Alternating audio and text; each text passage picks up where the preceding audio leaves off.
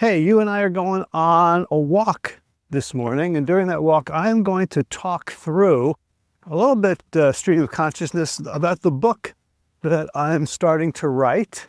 It's either one book or possibly three. I haven't figured out yet. But I figured it will help me kind of hear myself think and explain things, and I think it'll help you because these are concepts that I think are really, really important. So basically, the book that I am working on is designed to help people answer the question, how can I act in alignment with my values and goals? And the thing that stops us is, I don't know, myriad things, but think about all the times you've behaved in ways that you don't approve of now. And maybe you've behaved in ways that even in that moment, you're like, why am I doing this? Whether it's around food and diet, eating things, snacking late at night, making poor menu choices, shopping impulsively, overeating, not chewing, drinking, various psychoactive substances, any kind of addiction, or whether it's interpersonally. I'm walking through, I'm going to keep talking about the environment too. I'm walking through this new neighborhood in my town. It's called La Plana. And there's all these big, giant new houses going up. They all look very similar. They're very boxy, sort of white concrete. And given that this is a country where homes tend to be small, a lot of people, especially in cities, people live in small apartments. The rooms are quite small. These really are mansions. I'll come by with a camera and grab some photos later. Anyway, but as I walk through this neighborhood, you're going to hear lots of construction sounds. Hopefully not too loud or annoying. I got my little wind muff on my microphone, so hopefully that'll all be just fine. So the question is, so why do we do things that we don't want to do? Why do we behave in ways? So like I was saying, interpersonally, we could snap at people. Here's somebody walking the dog, answering their phone. We can, lose our temper, can interrupt. I work a lot in organizational corporate settings, and like one of the key problems, the key things that keeps organizations from being successful is they don't work well as a team because people are mad at each other and they don't like the way the other people are behaving, and everyone's kind of doing it, or people are complaining, or they're avoiding conflict and not saying what's on their mind, but there's no trust, and so there's no ability to engage in productive conflict, to come up with the best ideas. So it's a very big question that I'm asking, and it's not a new question, but I kind of wanted to write about it from my perspective, because I have gone through many different incarnations in terms of the kind of coach and teacher I have been. So in this first part or first book, so I'm thinking of as sort of around triggers. Like we don't behave certain ways in a vacuum. We behave in certain ways because of what's happening around us. So I can say, I've worked with lots of people, as you may know, around their health behaviors. And one of the first things we do is we figure out what their goals are, what their resources are, and what their plans are, what they want to do in order to accomplish their goals. And so people are pretty clear, okay, this is how I'm going to eat, this is how I'm going to shop, I'm going to make, it could be more or less granular, like exactly like a meal plan, like Tuesday, oatmeal with cinnamon and chopped apples in the morning, or it could just be sort of much more, here's basically what I eat, and here's what I have in the house, and that sort of thing. So the question is then, what comes up that diverts us from those intentions, from those plans? What triggers our behaviors? And specifically, we want to know what triggers the behaviors that we're trying to avoid, although it's also an interesting question, what triggers the behaviors like, that we are happy about, because we tend to think that those come from inside us, when in fact it's likely that external forces can play a big role in triggering good behaviors as bad behaviors. So I'm going to talk about four, and the book may end up being a generalized book for just sort of everyone. I'm also thinking, I also want to use it to, grow and expand my consulting and coaching practice here in Europe. So it may end up being focused more on leadership. It's all the same thing, just a question of, what language I use. So it might be trigger-free leadership, something like that. But in any case, I want to talk today about kind of the four different approaches. And I've been going back and forth. Is it 4? Is it 3? Is it 5? But I'll kind of give you what I've got right now. Today's January 30th, so it's about a week after the tech world has been rocked by DeepSeek, the new Chinese-based AI chatbot. So I gave it a try a couple days ago, and I asked it kind of help me come up with a metaphor for behavior and behavior change. And the prompt I gave it was like, let's think about this like if these are forces acting on us, pulling us in one direction or another. So I gave it the prompt, let's pretend this is the same as tug of war. So what are the metaphors that we can learn from tug of war that can help us figure out how to maintain our footing and not get pulled in unwanted directions in life? And it gave me a bunch of stuff. It was quite impressive, actually. I would say for my first encounters that it's a better tool than ChatGPT, and certainly from the data we're getting and the fact that it's more or less open source, it appears to be much more efficient, which might be nice to have these tools that aren't, causing us to have to reopen old nuclear reactors just to get the power to run them. But that's a digression, that's an aside. So for the rest of this walk, I want to talk about these four different approaches to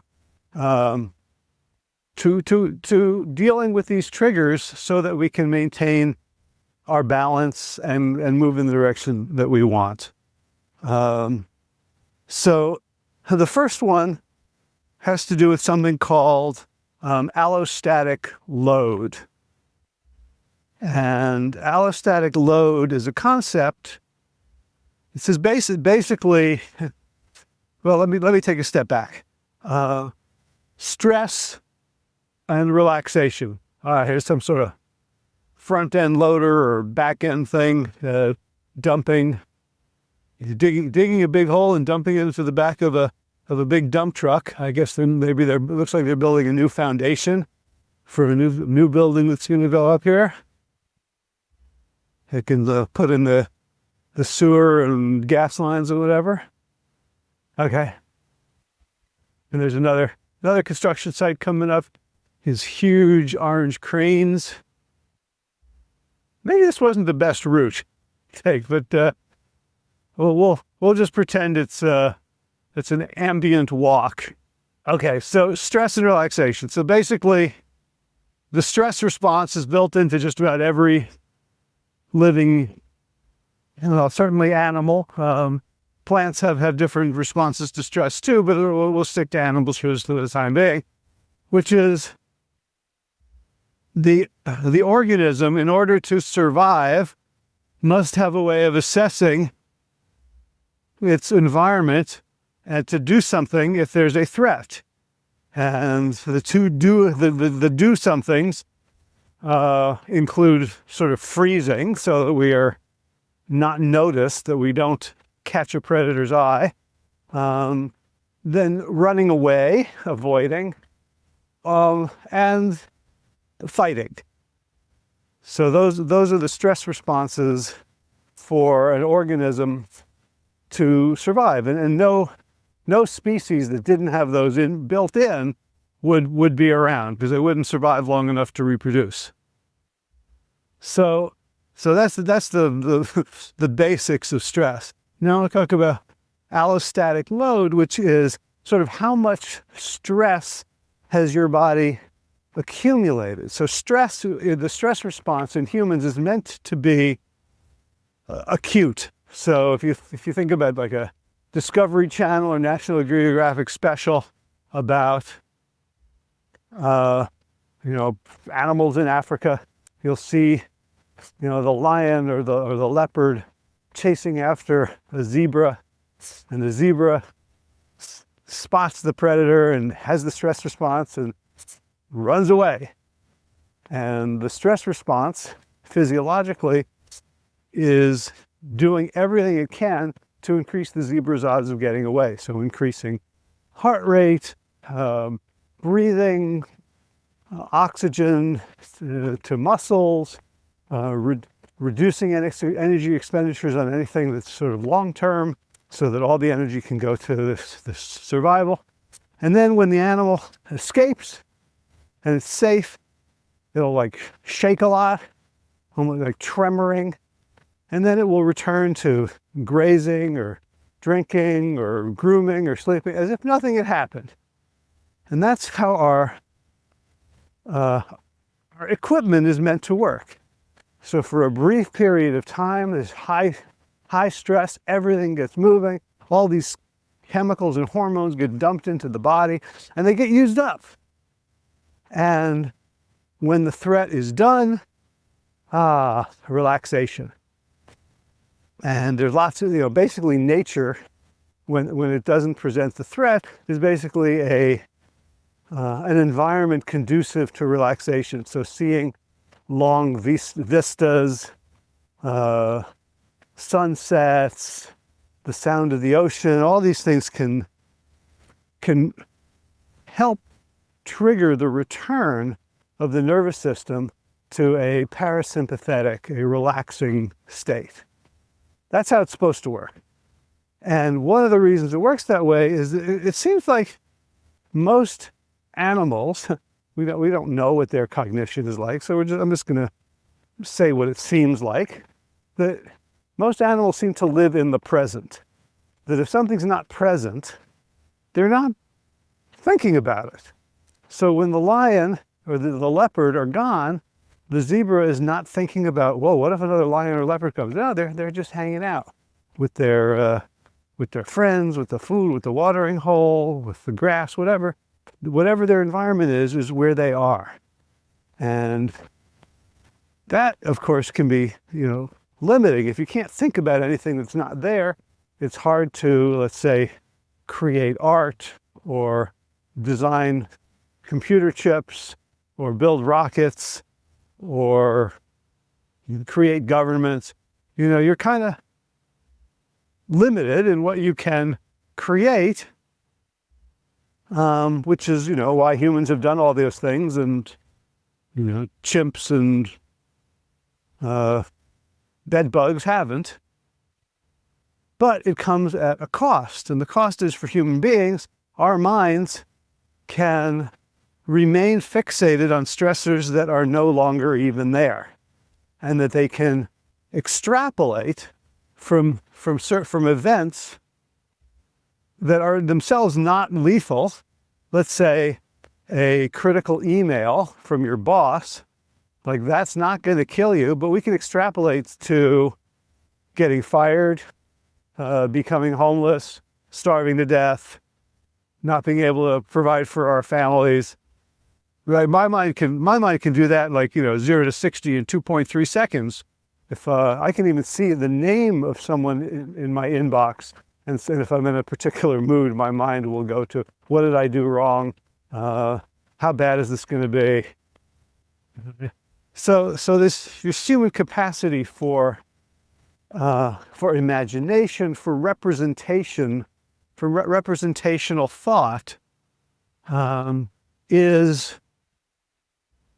contributes to this quirk that we have, that we can get stressed out by things that aren't here now, and things that may never be here, things that may never happen. And we can get stressed out by the past, by things that are over. So our mind is continually telling us to deal with yesterday, deal with 2 weeks ago, right? So if you've ever ruminated over a conversation that you had where you said something you regret and it keeps coming up, that's your mind responding to what it perceives as a threat by trying to help you, trying to get you to deal with it. Of course, you can't deal with yesterday. You can't even deal with the future. You can only deal with right now. So allostatic load is the way that these stressors accumulate in our minds and more specifically in our nervous system. So you can think of it in terms of that zebra goes up to 10 when it sees the predator coming, and then back down to 0 or 1 or 2, depending on its, wariness when the threat is over. But for humans, we can get woken up by an alarm clock, which immediately causes a little bit of a stress response, because alarm clocks very often are sort of loud and jangly. That's the point, to wake us up. And so you can start your day with like a little tick up of stress, and then you immediately think, what have I got to do today? Oh my God, I'm late. Oh, I don't want to go to that board meeting. I wonder if I have to, whatever I got to do. And we're already sort of humming along at a 3 or a 4. And then throughout the day, you see someone you don't like in the office, someone cuts you off in traffic, you read the newspaper, and you continually get more and more stressed out. And before you know it, you're at 6 or 7 or 8. And for this metaphor, we'll say 10 is the red line. 10 is when your body goes into full-fledged, nothing you can do about it. It's going to save your life, fight or flight. The same thing, like if you're walking and you step off a curb and you all of a sudden see another car coming at you, you don't have to think about it. Your body just reacts. So that's the point. Like say 10 is the point at which you lose conscious control, and the stress system, the fight or flight system, the threat response, this system takes over completely. So if you're already at an 8 or a 9 throughout the day, and then someone makes a little comment, or you're walking past the Little Debbie's end cap at the supermarket, and your body goes, all right, fight or flight time. And, if you're about to approach fight or flight, it's a good thing you get lots of calories into you. So the Little Debbies start looking very, very attractive. You might not be enjoying this feeling of being 8 or 9. And so one of the ways you could try to bring it down is by getting high on junk food, which can distract you a little bit so that there's more noise there, and you're less focused on whatever feelings are accompanying the 8 or 9 for stress. Or someone makes a comment or gives you a look that you interpret in a negative way, and you could blow up. So losing it. So that's one of the key concepts here, is that we lose it. And we can lose it in big ways and small ways. We can lose it in ways that other people notice and in ways that only we notice. But we've ceded conscious control from our neocortex, the big brain that can imagine computer chips and Cirque du Soleil, and makes future plans, and is, what we think of as rational. When that part goes offline, and all we're doing is trying to survive some situation. And for humans, 99.9% of the time, at least in industrialized countries where there's not a war going on, most of us are not under immediate lethal threat. So allostatic load can build up throughout the course of a day, and then maybe you go to sleep at night, you watch some Netflix, you read something, maybe it comes down, you take the edge off with a doobie or a couple of glasses of wine or some other ritual, or a pint of Ben and Jerry's. And then you wake up in the morning and it's back to 3 or 4, but the process repeats day after day. And over time, you're not waking up at a 3, or you're waking up at a 4, and then you're waking up at a 5, and then you're waking up at a 6. And this is over years, months and years, that your allostatic load is consistently high.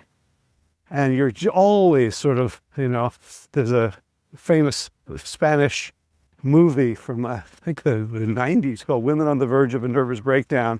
So kind of think of it like that. Like you're always on the verge of a nervous system hijack. By the way, I finished walking through La Plana, and now I'm on a big road. So you'll hear some traffic. I'm going to head to a circle and cut left, and then go up into the hills of go to the 3 German stores that are here in town: the Lidl and Aldi, 2 grocery store chains, and then next to that is Rossmann, a drugstore, a beauty store. They have good raw bars sometimes. So for going on hikes, or when I want to carry something in my bag for finishing a workout. So that's where we're headed. It's almost 10. Most of the stores here are not yet open. Anyway, so back to allostatic load. And so one of the reasons that we lose control of our actions, that we make bad decisions, that we involve ourselves in things that are not serving us, they're not in concert with our values, they're not aligned with our goals, is we're so close to being in full out fight or flight, or needing to numb out or get high, that we literally do not. It's almost like if you're driving a car and all of a sudden you find yourself in the passenger seat, and well, somebody almost ran me over there in a little van. I had right away though. Zebra crossing.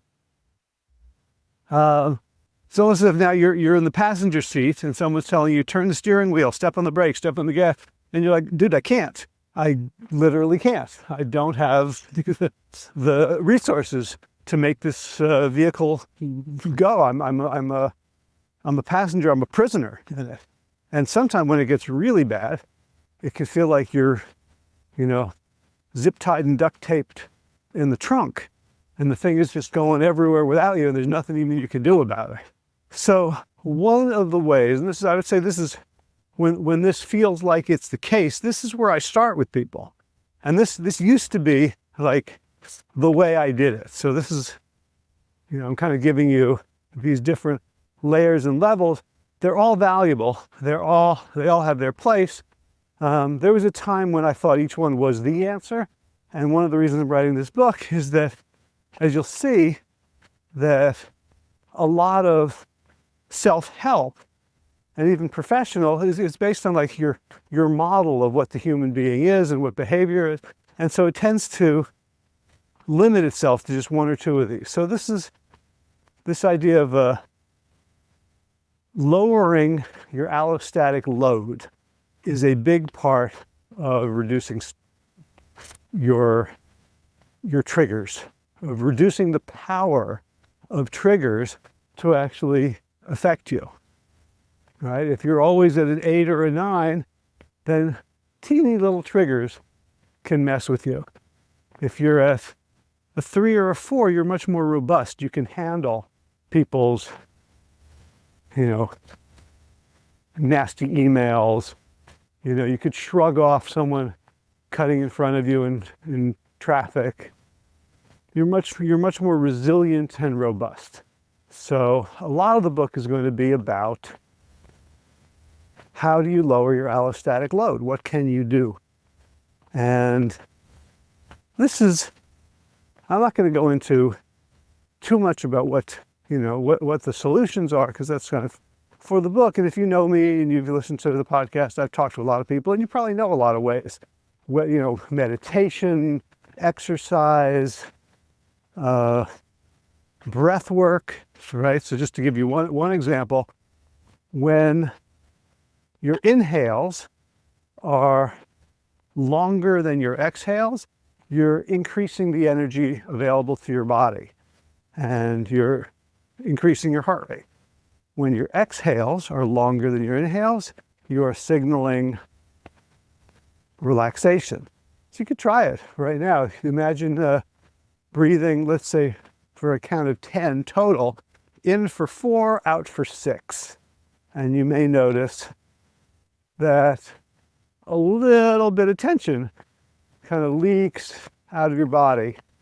For a lot of people, we don't pay attention to our breathing at all. So simply saying, hey, notice your breath, immediately can now return our attention to our physiological state and our physical state and our proprioception and our interoception and our sense of ourselves as being or having a body or having an embodied experience. That can already help us feel better, right? Do you ever notice, like, say you're in a movie theater, you're really engaged in what's on the screen, and then you realize, oh, my arm fell asleep, or my leg fell asleep, or I'm really uncomfortable here. And it's the noticing that allows you to change. So the same thing with stress. When we notice, when I ask people to do a quick body scan, it's just, take a breath, notice your body supported by gravity. Somehow, I assume you're not, in a space station, you're not floating, some part of your body is in contact with the earth. Could be feet, could be lying down, could be sitting, where you can feel the backs of your legs or your back against if you're driving in a car. And just notice your body. You'll already start to make adjustments. You'll already start to shift to become more comfortable, because that's, why not?